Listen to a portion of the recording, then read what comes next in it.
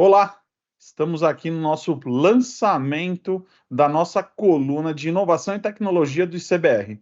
Meu nome é Hugo Wernhaus, sou conselheiro de administração do ICBR e estou aqui juntamente com o professor doutor Marcelo Botelho. Bom dia, Marcelo, tudo bem contigo? Trazemos aqui uma inovação dentro do ICBR. Vamos falar um pouquinho aí de tecnologia e inovações voltadas às operações contábeis, né? O que vamos ter de novidade, ou que temos de novidade já dentro da contabilidade, e quais são essas tecnologias? Obrigado, Hugo, pelo convite. É um prazer estar participando sempre junto do ICBR, levando esses assuntos para a nossa comunidade de contadores. Perfeito, Marcelo. Estávamos aqui discutindo anteriormente de quais são os temas que nós temos, tem uma vastidão aí de temas de tecnologia e inovação. Vamos começar hoje falando um pouquinho do blockchain na contabilidade, os seus efeitos na contabilidade. O que a gente tem aí de novidade quando a gente fala de blockchain? Quais são as tecnologias, o que a gente pode agregar nos processos contábeis? Excelente, Hugo. Uma das principais tecnologias que vai impactar o mercado como um todo, e isso afeta o mercado financeiro, o mercado de trabalho e a própria contabilidade. Mas, afinal, né, o que é blockchain? Bom, numa tradução literal, você está falando aí, né? Block são blocos, chain é uma cadeia, então é uma cadeia de blocos. Essa tecnologia ela surge em 2009 como uma maneira de operacionalizar a criação das criptomoedas. Então, a estrutura lógica da blockchain ela surge como uma forma teórica de viabilizar a primeira criptomoeda, que foi a Bitcoin, mas a aplicação da blockchain é muito superior às criptomoedas. Então, apesar dos modelos de criptomoeda se utilizarem dessa tecnologia, a gente tem a possibilidade de entender e de aplicar isso na contabilidade com uma gama muito maiores. Eu vou compartilhar uma tela minha aqui que mostra um pouquinho da lógica da blockchain, só para a gente entender isso. E dentro dessa lógica da blockchain, vocês vejam que eu tenho aqui, então, alguns blocos, né? E esses blocos, eles vão ser em sequência, então é uma maneira de fazer o registro das operações.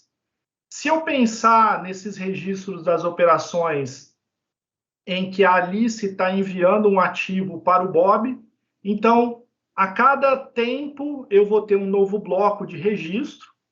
Para viabilizar a forma de registro, eu passo por uma prova de trabalho, né, que isso vem até mudando para provas de teste e maneiras de poder, o proof of stake, né, poder demonstrar esse registro, que vincula ao bloco anterior e que vai registrar as operações.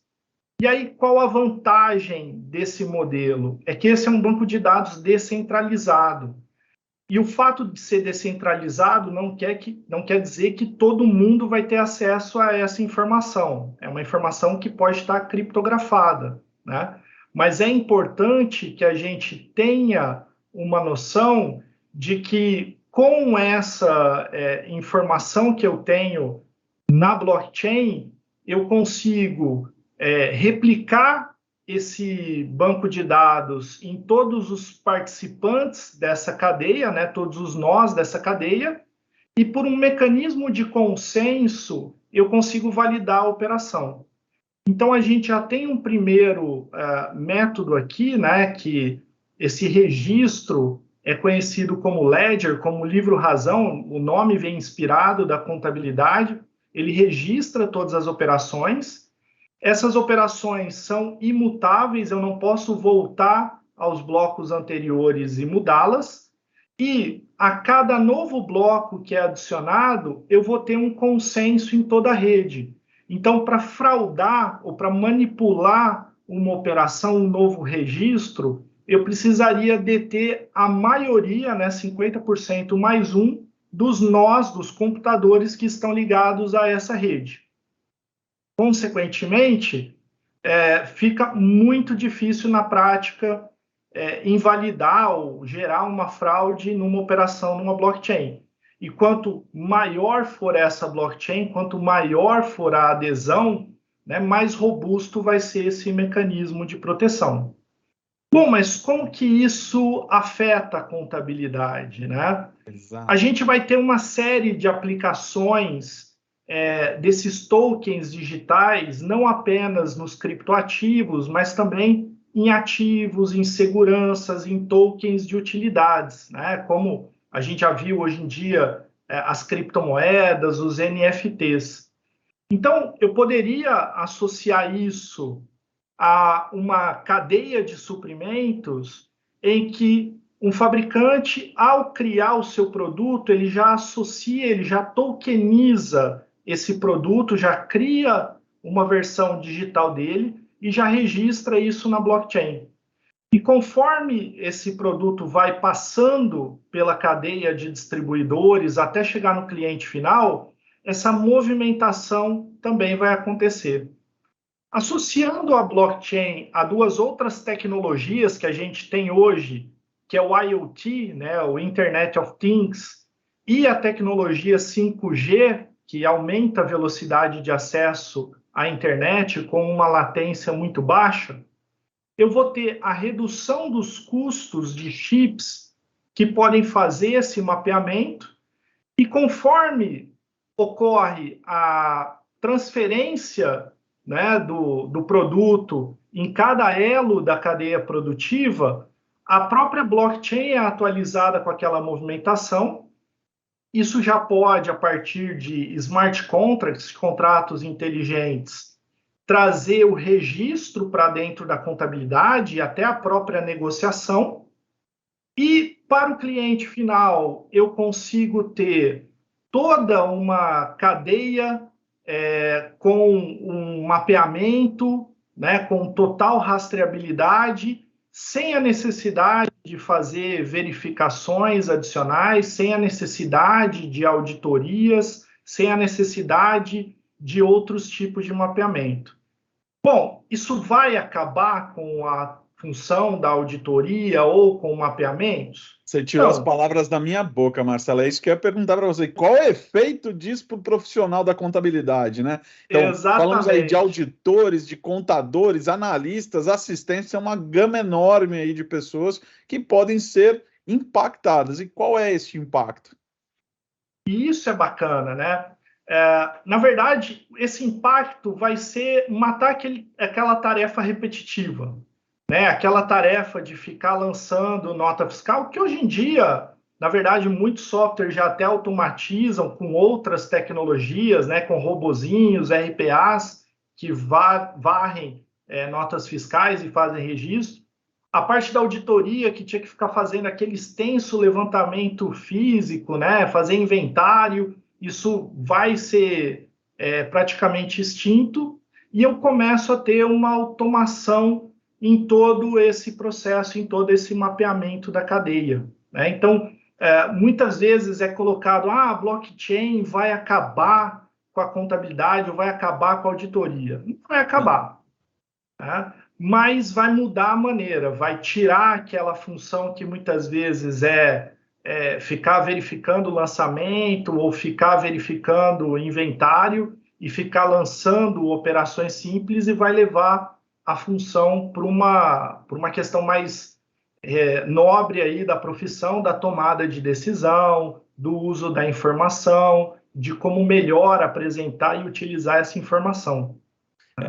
Eu sei que você já falou, Marcelo, mas vamos retomar aqui, porque muitas pessoas vão perguntar, muitos profissionais vão perguntar, tá bom, mas qual é o nível de segurança que eu tenho dentro disso? Porque a gente está falando de automatizar diversas operações, o qual hoje passam por operações manuais, né? Então a gente está dizendo aí que as operações manuais, que a gente diz até num jargão mais, são as operações mais chulas da contabilidade, que são as conferências, digitações, elas tendem a desaparecer, né? Lógico, não vai ser 100%, porque a gente sabe que algumas empresas menores apresentam mais dificuldade em implementar tecnologias para que isso aconteça de uma forma mais ampla, mas as grandes corporações, as médias corporações vão ter essa implementação tecnológica, ou já estão até fazendo, muitas delas já fazem essa implementação tecnológica. Então, como que essa segurança pode ser dada? Eu já, voltando lá, já sei que você falou um pouquinho lá atrás, mas qual é esse instinto de segurança aí, Marcelo? Não, bacana. Eu acho que, assim, a primeira coisa que a gente precisa entender é que o objetivo da blockchain não é substituir o sistema de gestão, o ERP das empresas. Uhum. Falar, eu vou desenvolver uma blockchain ou eu vou comprar uma blockchain para colocar dentro da minha empresa, não é a garantia ou não é o melhor modelo. A blockchain, ela passa a ser interessante quando eu tenho compartilhamento de informações, mas eu não quero compartilhar tudo. E principalmente quando eu tenho relações comerciais em que eu preciso estabelecer a confiança entre os participantes desse mercado. Então, essa lógica, ela surgiu para atender a uma criptomoeda, uma moeda digital descentralizada, mas ela serve para qualquer tipo de ativo. Agora, eu não vou ter uma blockchain útil trabalhando somente dentro da minha empresa. Isso passa a ser interessante a hora que eu integro com os meus fornecedores, com os meus clientes, porque aí eu começo a ter toda a cadeia produtiva dentro da blockchain, compartilhando as informações que vão ser úteis para eles e que o que um elo da cadeia passa de informação para o próximo não precisa ser validado, porque eu já tenho a validação automática dentro do próprio sistema. Então, essa questão de ter um mecanismo, um algoritmo, de mecanismo de consenso, em que para fraudar uma operação eu precisaria ter a maior parte dos computadores ligados a essa blockchain, virtualmente torna muito difícil a fraude. Se tiver uma blockchain grande, né, com muitos participantes, a tendência disso é não ter nenhuma maneira de fazer qualquer tipo de fraude, qualquer tipo de alteração. Então, um dos motivos que demanda mais tempo ainda para essa tecnologia, e por isso ela já vem sendo falada há alguns anos, mas a gente ainda vê pouco na prática, é que eu preciso de uma coordenação entre as cadeias produtivas para que elas adotem uma blockchain. Não adianta eu, como empresa isolada, falar, eu vou adotar blockchain se o meu fornecedor, ou o meu cliente, ou outros participantes do mercado não forem adotar também. Por isso é que é importante essa coordenação, que muitas vezes vem de um aspecto regulatório, muitas vezes vem de uma solução tecnológica que se torna padrão, ou muitas vezes vem até de um grande player, de um grande participante do mercado que coloca isso como um objetivo. Né? Então, você tem grandes participantes do mercado, internacionalmente, por exemplo, o Walmart, em que, para fazer toda a rastreabilidade da cadeia de hortifruti nas lojas nos Estados Unidos e Canadá, ele coloca como obrigação que os produtores registrem todas as atividades e todas as operações numa blockchain. A hora que a gente passa a ter metas de divulgação ESG, né, passa a ter uma cobrança do mercado para isso, questões de rastreabilidade, informações ESG podem ser incorporadas dentro da blockchain para que eu tenha a transferência dessa informação, dessa rastreabilidade ao longo de toda a cadeia. Então, a gente tem um potencial muito grande para solucionar diversas das dores que a contabilidade tem hoje em dia, que é atender essa maior confiabilidade, essa maior segurança, o registro de operações, né? Como a gente tem aí caso de risco sacado, caso de registros financeiros que poderiam, além de estar registrados nos bancos e no Banco Central, poderiam estar em blockchains que poderiam ser verificadas. de uma maneira que a gente melhora a contabilidade e melhora as atividades aí dos contadores.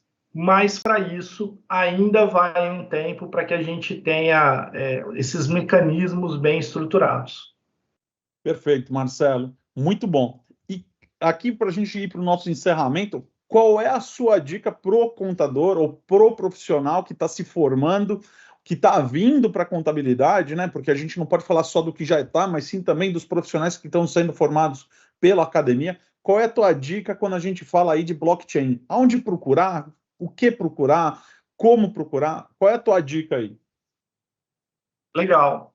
Eu acho que a gente tem crescido bastante nesses conteúdos de tecnologia dentro da área.